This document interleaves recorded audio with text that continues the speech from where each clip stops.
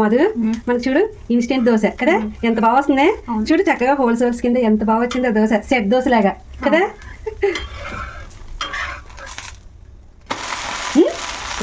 అదిరే మనకి ఇన్స్టెంట్ దోశ, కొబ్బరి చట్నీ రెడీ.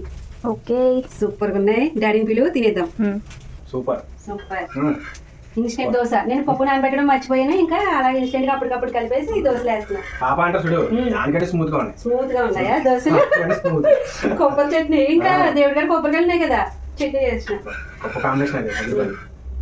చాలా చాలా సూపర్ సూపర్. అది భలే ఉన్నాయి స్మూత్ గా. అబ్బా నేను స్మూత్ గా ఉంది. కొబ్బరి చట్నీ అది అద్దరిపోయింది ఇందులోకి, చాలా బాగుంది సూపర్గా. చాలా చాలా బాగున్నాయి. ఇలా చేసుకుంటే అదిరిపోతాయి.